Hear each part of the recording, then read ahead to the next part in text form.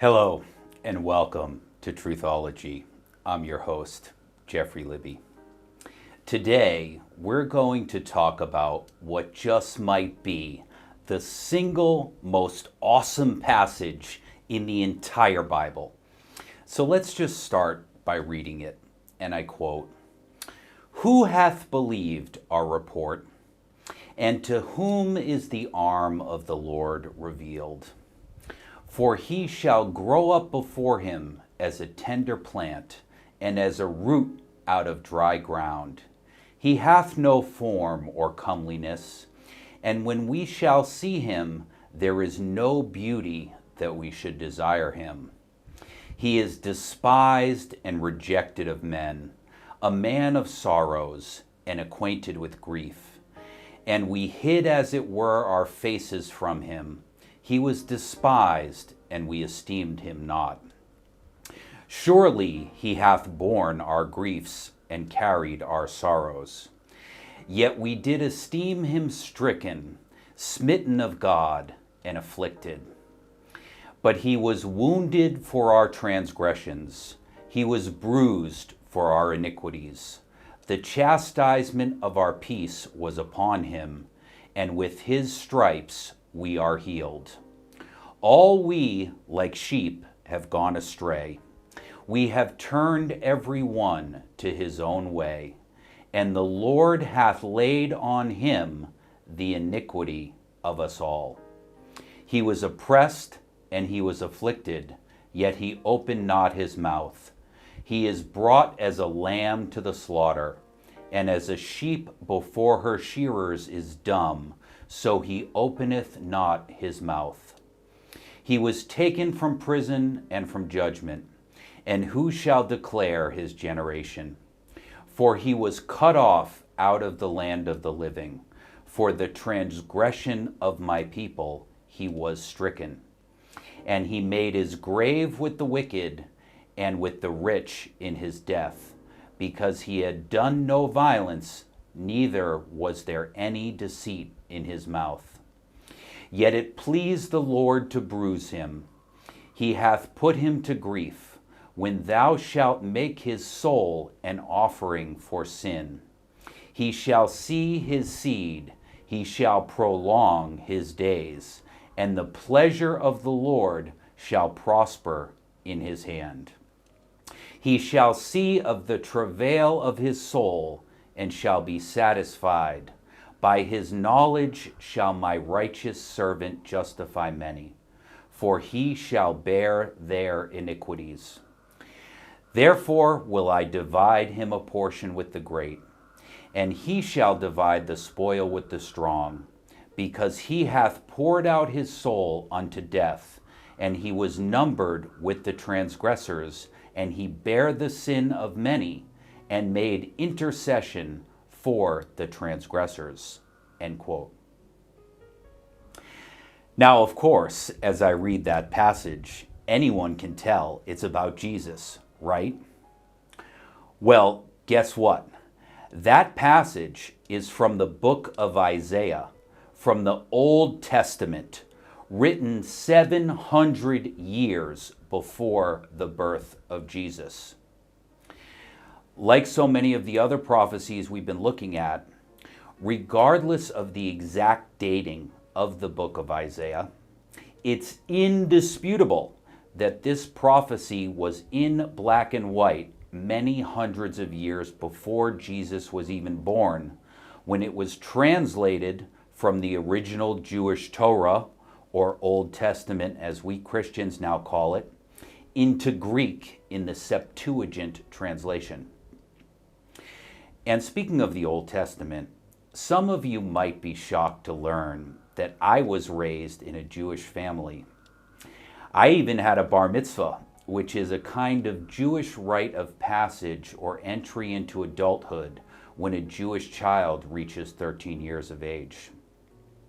I bring this up in relation to this passage from the prophet Isaiah we just read, because for every person's bar mitzvah, they have to stand up in front of the temple and read a portion from the Jewish Torah, or what we Christians call the Old Testament.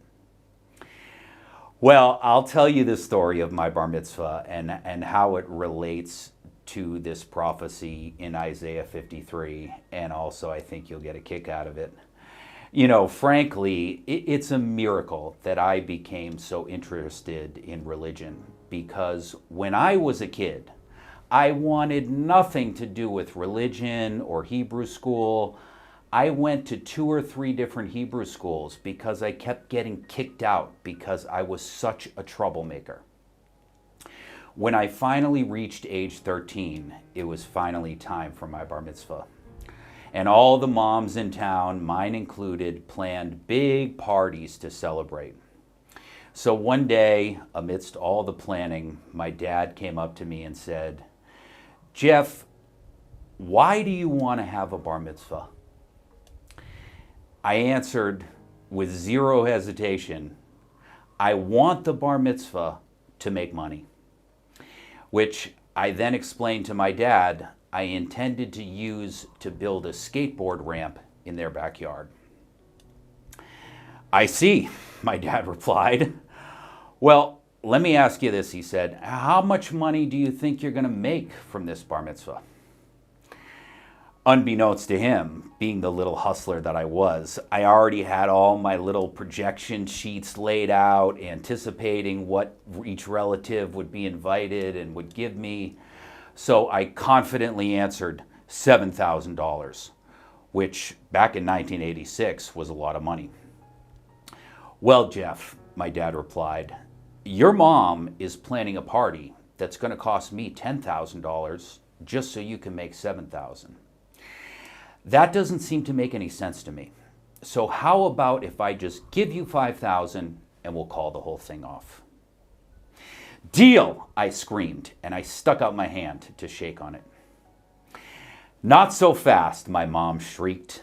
"You can't reward him for not having a bar mitzvah," she insisted to my father. So, against the will of both me and my dad, we went ahead and had the bar mitzvah. Well, the faithful day finally came, and a huge party was planned at my grandparents' country club. But before going to the club, of course, we had to go to the temple for the actual service. In that service, as I mentioned earlier, the person being bar mitzvahed that week had to stand at the front of the temple and read that week's Torah portion, or part of the Old Testament, in front of the entire congregation. And you may not know where I'm going with this, but I promise it relates to the prophecy of Isaiah 53, and we're going to come back to it, so just stick with me. Well, of course, on that fateful day, me and my family arrived very early to the temple. I'll never forget, it was a huge, beautiful temple, which was completely empty except for me and Rob, the other kid being bar mitzvahed. I proceeded to go up to the bema or pulpit on the stage and turned on the mic, at which point I started beatboxing, which was all the rage at that time. Beatboxing was a kind of hip-hop thing of making noises like those of a drum. Well, I was surely not Run DMC, but wow, out of that mic and those incredible speakers in the temple, I sounded just like a hip-hop superstar. Well, let me tell you, all of a sudden the rabbi came flying out from a little staircase at the back of the temple stage, and clearly he was not as impressed with my beatboxing skills as Rob was. "That's it, Libby," he screamed. "I'm not doing it. The bar mitzvah is off." Suddenly, my mom, standing about 5 feet tall and 95 pounds, hearing the commotion, came flying in from the back of the synagogue and, seeming to grow to about 6'4" and 250 pounds, declared to the rabbi, "I have 100 people coming to this bar mitzvah, so we are having it. I'll keep Jeffrey under control." Well, with that, she sat me down, told me to stay off the mic, and peace was restored, at least temporarily. Alas, there was still one small issue. The bar mitzvah was less than an hour away, and I was supposed to read from the Torah, the holy Old Testament scroll, in Hebrew. There was just one small problem. I had skipped or been thrown out of almost all the Hebrew school classes, so I didn't know any of the Hebrew letters, let alone how to read the words. The passage I was supposed to read out loud in front of the entire congregation and all our friends and family might as well have been in Chinese. The other students had practiced diligently for years for this day, but I had not spent so much as 5 minutes learning my Torah portion. Realizing my predicament, I went to my grandpa Harris, who was the only one in our family who was serious about all the Jewish stuff, and he even knew how to read Hebrew. I told him that I was having problems with the first and last line of my Torah portion, and I asked him for his help. So he told me the first and last lines, and I transliterated them into English and read them over and over again until I had them memorized. Finally, there we were in the bar mitzvah service in front of the whole congregation, and it was time for the Torah reading. I grew up in a predominantly Jewish town just outside of Boston, and there were so many kids who needed to have their bar mitzvahs that some weeks they would do 2 at a time. So in my case, there were 2 of us, me and my friend Rob. So when the moment came, the rabbi went to the back of the temple and removed the ancient Torah scroll from behind the curtain where it was stored. And with great pomp and circumstance, he undressed it from its ornate dressing and placed it on the podium at the center of the stage in front of the synagogue and unrolled it to reveal the section of the week. The rabbi stood between Rob and I with his arms around us and the ancient Torah scroll open to Rob's portion. And with that, the rabbi handed Rob this huge sterling silver pointer, which was something like a conductor's wand with a little finger at the end, used to keep your place as you were reading. Rob read his portion perfectly and then handed the pointer to me so I could read my portion. Well, it was time. I had no choice but to execute my plan. I aimed the pointer at the first line of the portion, which I had memorized with my grandfather just an hour before, and I said it aloud in as theatrical and dramatic a way as I could muster. I can still remember it to this day. Baruch atah Adonai Eloheinu melech haolam. I sang, trying to ham it up and extend each word out as long as I could. And actually, that first line was pretty easy because it was how a lot of the Jewish prayers started. Now, according to my plan, I pretended to lose my grip on the pointer and dropped it onto the Torah scroll. Well, thank the Lord I didn't damage the scroll, and I quickly picked it back up, pointed it at the end, and said, Amen, like some kind of a baritone synagogue chorus member.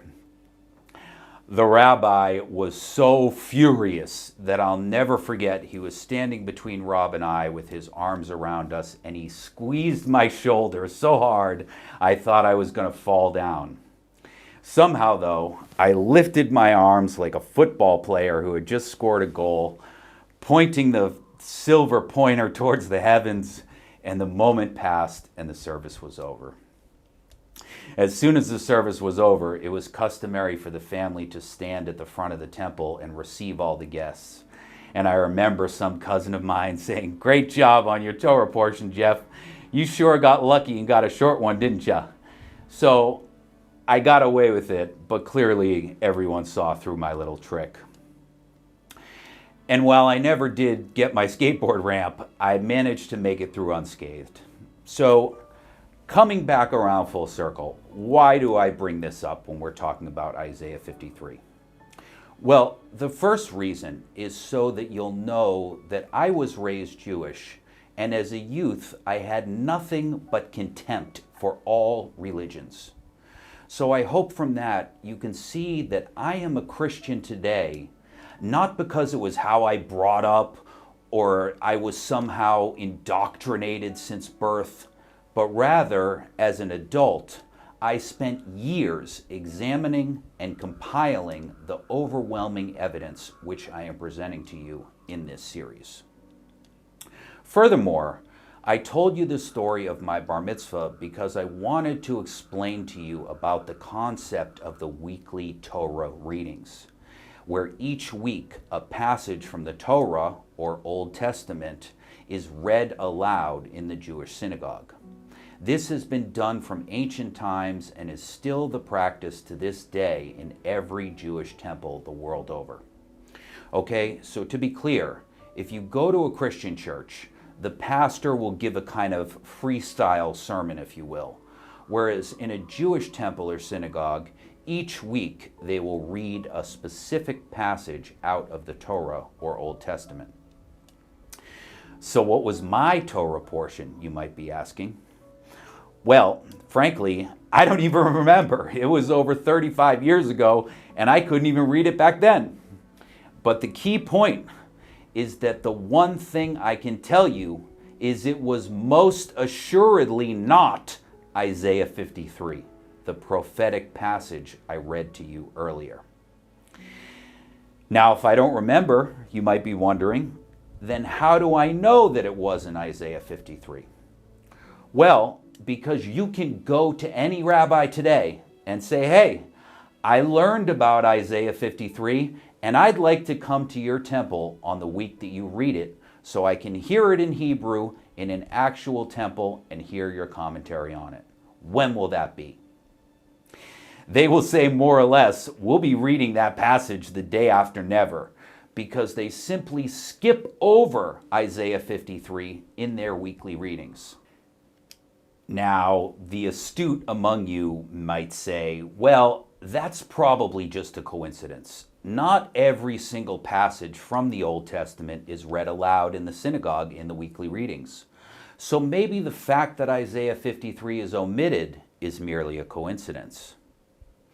Well, we have numerous examples, like the 17th century Jewish historian Raphael Levi, who records that in times of old, rabbis did read Isaiah 53 in synagogues.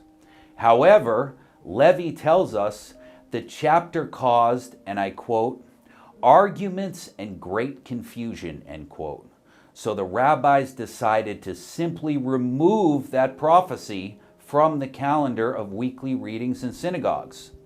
That's why, to this day, Jewish synagogues read Isaiah 52, stop in the middle of the chapter, and then jump the next week straight to Isaiah 54, skipping right over Isaiah 53, the prophetic passage about Jesus that I just read to you.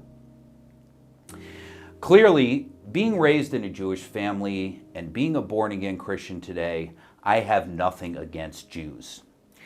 And you know, while we're on this subject, I think it's important to address this topic of the rising anti-Semitism in the world, both inside and outside of the church. I've heard some people in my own life who claim to be Christians speaking disparagingly about Jews. And if that's you, I have just two words for you. Stop it. Jesus was born in Judah to a Jewish mother, raised in Galilee in a Jewish home, and taught in Jerusalem, the Jewish capital. He ministered throughout Israel, and I quote, he came to his own, meaning the Jewish people, and his own, meaning the Jews, did not receive him, end quote. Speaking to a Samaritan, Jesus clearly identifies himself as a Jew when he said, and I quote, you, meaning Gentiles, worship what you do not know. We, meaning Jews, know what we, again meaning Jews, worship. For salvation is of the Jews, end quote. And the biblical record sets out the facts. Jesus is the son of David, the son of Abraham. And when the angel Gabriel announced Jesus' birth, he spoke of Jesus having the throne of his father David and his, quote, reign over Jacob's descendants forever. The author of Hebrews says about Jesus, and I quote, it is clear that our Lord descended from Judah. Judah was a son of Jacob, and it's from his name that we get the word Jew. Mary's genealogy in Luke chapter 3 shows that the mother of Jesus was a direct descendant of King David, giving Jesus the legal right to the Jewish throne and establishing without one shred of doubt that Jesus was a Jew by descent. The biblical record also shows Jesus as living a Jewish lifestyle and keeping the Jewish law. In addition to being reared in a Jewish home, and his Jewish parents were careful to do all that the law required of them, in his ministry, Jesus often taught in synagogues and even in the temple, and in his teaching, Jesus pointed to the law and the prophets as authoritative. He taught others to keep the law, and he himself observed the commandments. Jesus identified with the religion of the Jews and was considered a rabbi, although he did strongly reject the Pharisees' reinterpretation of the religion. As a Jew, Jesus observed Passover, the Feast of Tabernacles, Hanukkah. Jesus was called the King of the Jews. We could go on and on.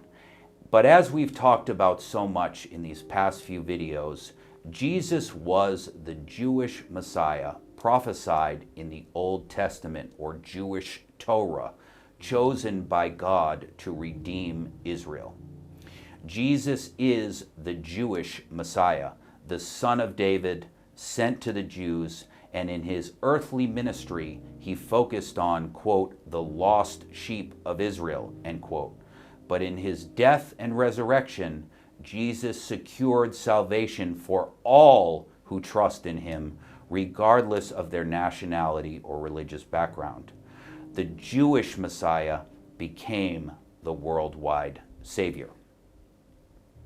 We can also, of course, quote St. Paul himself, who said, and I quote, "For I am not ashamed of the gospel of Christ, for it is the power of God unto salvation to everyone who believeth, to the Jew first, and also to the Greek," meaning Gentile or non-Jew, end quote. So you should know that whatever your race or religion, God said, and I quote, "I will bless those who bless you," meaning the Jews, "and whoever curses you, I will curse, and all peoples on the earth will be blessed through you," end quote. So in conclusion, never forget that without the Jews, you would have no Bible, no Messiahs, no disciple, nothing. And if you bless the Jewish people, you will bring blessings upon yourself. And if you curse the Jewish people, you will bring curses upon yourself. And finally, if you're a Gentile Christian, you should be able to use the knowledge you have gained in this series to bless any Jewish people you know by being able to, in the words of Peter, and I quote, "Sanctify the Lord in your hearts, and always be ready to give a defense to everyone who asks you for a reason for the hope that is in you, with gentleness and respect," end quote. Meaning, you can show them, as I have shown you, how Jesus is indisputably the Messiah of their Torah or Old Testament. Anyways, regardless of your religious background, there's just no getting around the fact that the primary passage from the Jewish Torah or Old Testament that we're talking about today, Isaiah 53, is about Jesus. That is so clear and has caused so much backlash that Jews refuse to read it in synagogues to this day. Some, when pressed, will try to say that the passage is not about Jesus, but about the nation of Israel. Well, anyone who reads the passage can see that it is about a man and not about a nation. And many, Even Jewish sages, scholars, and theologians, most notably the famous Maimonides, categorically rejected this new interpretation of the passage as being about Israel and openly admitted it was blatantly about the coming Messiah. Another objection, which is so preposterous it hardly deserves a mention, is that there were two Isaiahs. The traditional Isaiah, who some ridiculously claim only wrote the first 39 chapters. Then some say that a preposterous, imagined, and simply invented Deutero-Isaiah, they claim wrote chapters 40 through 66. Well, there is absolutely zero evidence to support this claim.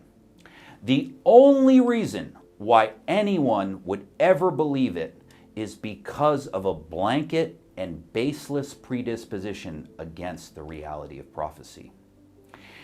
So as I often say, some people have an information problem, meaning they have not been exposed to the information and the evidence such as we're presenting to you, whereas others, in contrast, have a spiritual problem.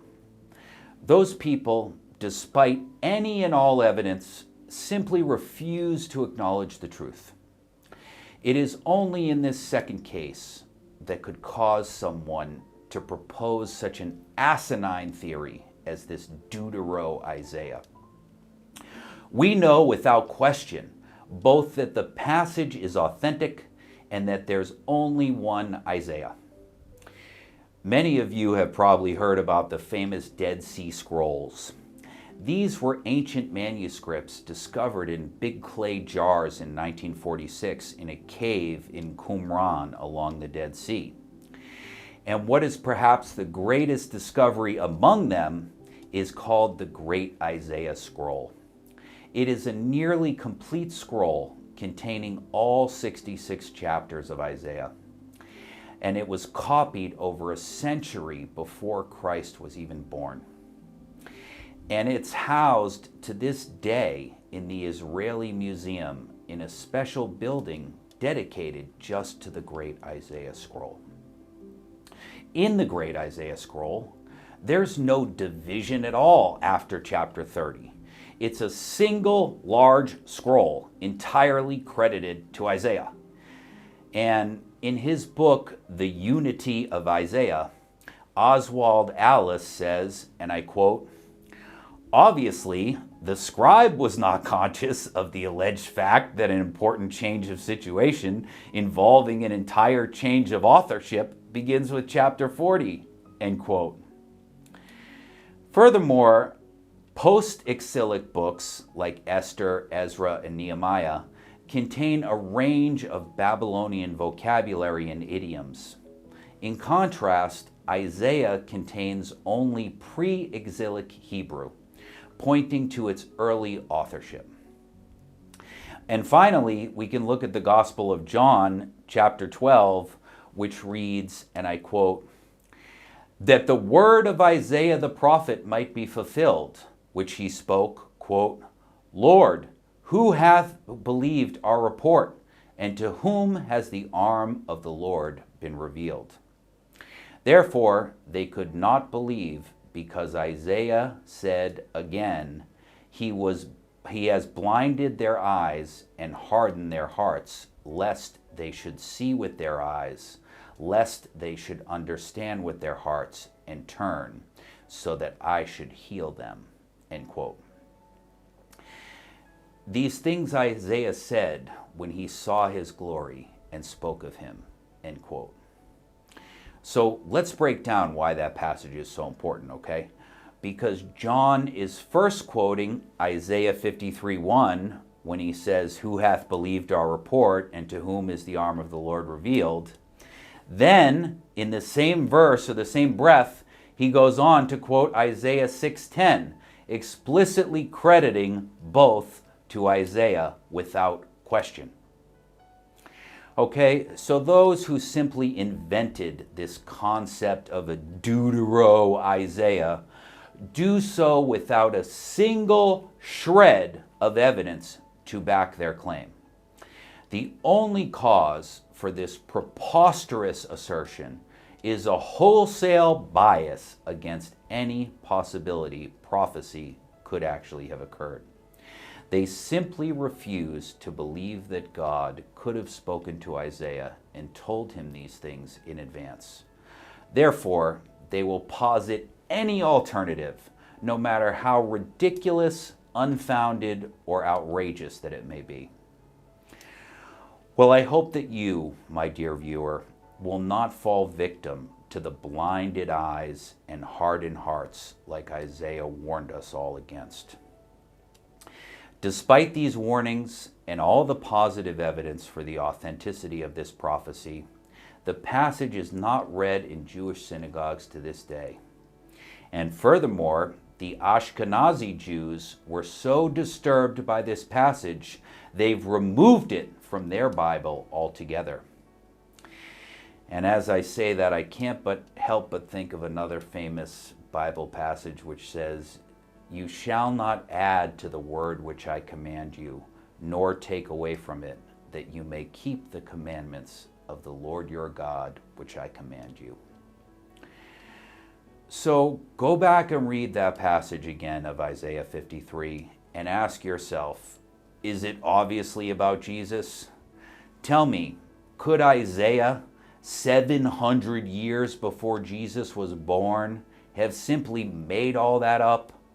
Could all those exact prophecies be just a coincidence? And if it's not, how else can you explain it besides it being divine prophecy directly from God? If there's any doubt in your mind, and also for future reference, let's review just a handful of the hundreds of Old Testament prophecies that Jesus fulfilled. Jesus was prophesied to be the seed of the woman, of the nation of Abraham, of the tribe of Jacob, of the family of David, to be born of a virgin in Bethlehem, then sojourn in Egypt, to live in Galilee, to live in Nazareth, to be announced by an Elijah-like herald, to occasion a massacre of Bethlehem's children, to proclaim a jubilee, that his mission would include the Gentiles, his ministry would be one of healing, he would teach through parables, he would be disbelieved and rejected by the religious rulers of that day, he would make a triumphal entry into Jerusalem, he would be betrayed by a friend for 30 pieces of silver, which would be thrown down in the temple and end up in the hands of the potter. He would be like a smitten shepherd, hated without a cause, given vinegar and gall to drink. They would cast lots for his garments. His side would be pierced, not a bone would be broken. He would die among criminals. His exact dying words were foretold. He would be buried by a rich man. He would rise from the dead on the third day. He would ascend into heaven. His resurrection would be followed by the destruction of Jerusalem. His hands and feet would be pierced. He would make no defense even though he was innocent. He would enter Jerusalem riding on a donkey exactly 69 weeks of years after the decree to rebuild Jerusalem, and he predicted his crucifixion to the very day. We could go on, but we've seen in the past few episodes that there is no denying that every single one of these prophecies, and so many more, were in ink hundreds of years before Jesus was even born, and that Jesus fulfilled every single one of them, thereby proving both the divine inspiration of the Bible and Jesus' identity as God's chosen Messiah. Furthermore, as we learned earlier in the series, there is no viable explanation for the physical properties of all life, like DNA, proteins, and cells, except for an intelligent designer. Finally, we've also seen the historical evidence proving Jesus' literal physical resurrection, which proves once again that he really was who he claimed to be, God incarnate. So then, with all this proof, why are there still so many people who won't become Christians? Well, people will give you all kinds of crazy reasons. Like they'll say, well, modern Christianity is simply a system of threats and punishments to make you follow the rules, they'll tell you. Well, I hope you can see that this is literally the exact opposite of the truth. Just imagine for a moment that you've committed a terrible crime. Let's say, just for example, you drove drunk and crashed into a tree. No one was hurt, but you were arrested and realized you were wrong to drive drunk. Jesus, in this example or analogy, is not the judge sentencing you for the crime you committed. Rather, he's like a concerned parent who came to bail you out. Jesus is not a spiteful scorekeeper, but instead like the father in the parable of the prodigal son. In the story of the prodigal son, a father has two sons. The younger son asks his father for his portion of the inheritance. The son, however, is prodigal, meaning kind of wasteful and extravagant, and travels abroad where he wastes the entire inheritance and becomes destitute. And as if things couldn't get worse, famine strikes and the son is left with no choice but to work tending pigs. And understand that this would have been particularly abhorrent or terrible to him as a Jew who considered swine unclean animals. And one day he finds himself literally envying the food of the pigs he's tending. And he comes to his senses all of a sudden. And he decides to go home empty-handed and beg his father to accept him back, not in his former position, but even just as a lowly servant. And I quote, "And when he came to himself, he said, 'How many hired servants of my father's have bread enough and to spare? And I perish with hunger. I will arise and go to my father, and I will say unto him, Father, I have sinned against heaven and before thee. I am no more worthy to be called thy son. Make me as one of thy hired servants.' And he arose and went to his father. But when he was yet a great way off, his father saw him and had compassion and ran and fell on his neck and kissed him." End quote. So as you saw, when the son comes home, he's shocked that he's never scorned or reprimanded by his father, but rather he's welcomed back with open arms, dressed in fine clothing, and given a grand celebration. The prodigal son's older brother even becomes jealous and refuses to join the party. And the father, interestingly, tells the other son, "You are ever with me, and all that I have is yours. But thy younger brother was lost, and now he is found." End quote. So just like the father in the parable of the prodigal son, Jesus is waiting for you to come home with open arms.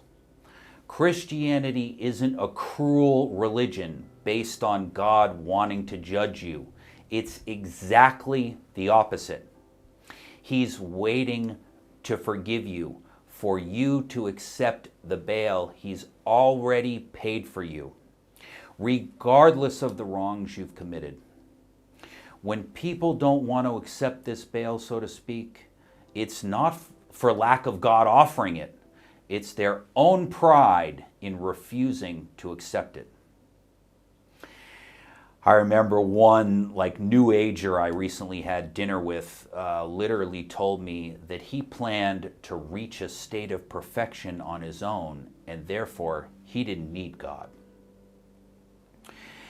And you know, all the famous writers of history wrestled with these dilemmas, and to me sometimes it's kind of funny because it can be the non-Christians who seem to recognize it the most clearly, as personified by the French existentialist Jean-Paul Sartre in his great play, No Exit. If you don't know it, the play is about three damned souls who find themselves together in a room in hell. And at first, none of them will admit to the reasons for their damnation. Like, for example, the character Garcine claims he was executed for his outspoken pacifism. And Estelle insists that it just all must be some kind of a big mistake. But only the third character, Inez, suggests maybe they should just all stop lying and confess.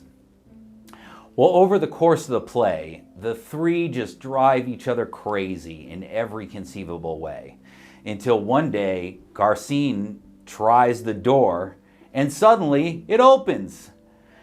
But he finds himself unable to leave. And he just stands there in front of the door and makes the most ridiculous excuses, like saying, I can't leave until Inez says I'm not a coward.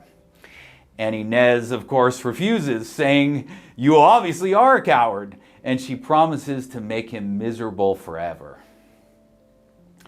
And, the play ends with Estelle laughing hysterically at the thought of being trapped there with these people forever. And soon even the others join in the laughing, and Garcine finally concludes with the famous last line. He says, bien, continuons. Or, well then, let's just get on with it. So, I'm sure you can see clearly the moral of the story, which is that the door to hell was unlocked, but it was they themselves that chose to be there. The same point was made by C.S. Lewis in his famous novel, The Great Divorce. And that novel opens with the protagonist. He finds himself again in hell or purgatory, which is known in the story as Greytown. And it's a miserable place where it's constantly raining, even indoors. And not many of the people there realize that Greytown is, in fact, hell. It's pretty similar to the life they led on Earth. It's joyless, friendless, and uncomfortable. And it seems to go on forever, and it gets worse and worse. And some of them start whispering rumors of the night that's still to come.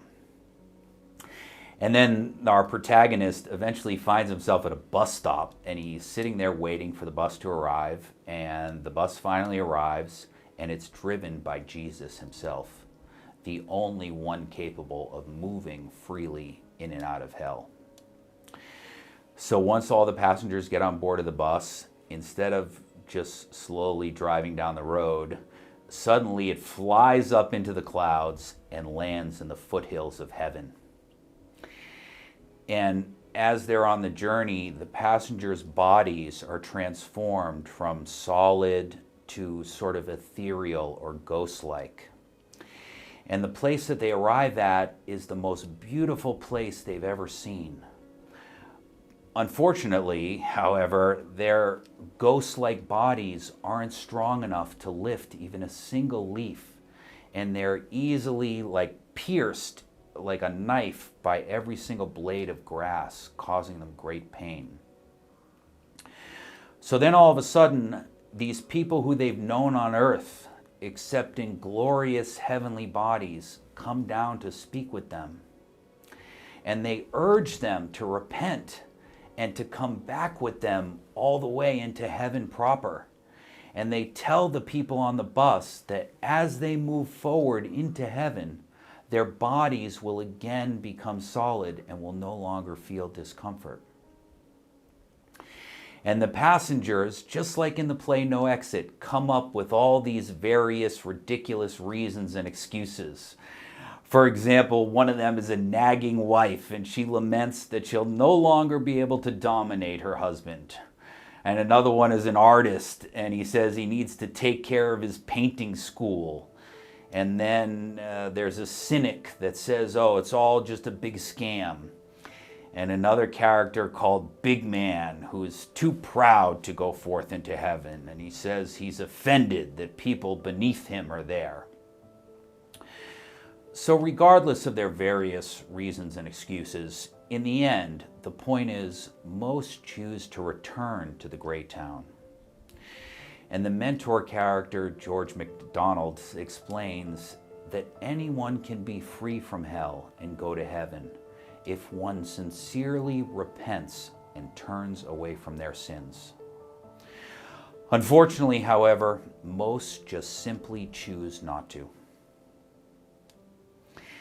One final and more modern example comes from the rapper Notorious B.I.G., who I'm convinced had a more sophisticated understanding of theology than many scholars and Christians today. He knew that God was not sending him to hell, but instead it was his decision when he wrote, and I quote, "When I die, I want to go to hell. 'Cause I'm a piece of trash, it ain't hard to tell. It don't make sense going to heaven with the goody-goodies, dressed in white. I like black Tims and black hoodies. God'll probably have me on some real strict stuff. No sleeping all day, no getting with girls, hanging with the goody-goodies, lounging in paradise. Forget that stuff. I want to tote guns and shoot dice." End quote. So, as crass as that may be, the point is Notorious Big, first of all, clearly, A, realizes that there are physical places called heaven and hell after you die. Furthermore, he clearly knows and acknowledges that it's not God who's sending him to hell, but rather Biggie himself is consciously rejecting God's offer to come to heaven. So I don't know how much more clear Biggie Smalls, C.S. Lewis, The Parable of the Prodigal Son, Jean-Paul Sartre, or I can possibly make it. Christianity is not about the church, the Pope, wars, or any other such nonsense. It's a matter of you freely making the decision to walk into heaven. Or, if you want to go to hell, then in the words of the great Charles Spurgeon, and I quote, "Your damnation is your own election, not God's." End quote. You now know for a fact, based on the observable scientific proof presented in section 1, that there is no way that living organisms composed of DNA, amino acids, proteins, and cells could have arisen by chance. We've proven that we were designed by a designer and created by a creator. Based on the facts presented in our investigation of the historicity of the events in Jesus' life and the Bible, you also know that Jesus really is God incarnate. And finally, you've seen the proof that he was physically crucified and resurrected to authenticate his identity and pay the penalty for your sins. Thirdly, we'll add, you know from this section that Jesus' identity as the Messiah was further proven by his personal fulfillment of hundreds of Old Testament prophecies, all of which were written centuries before he was even born.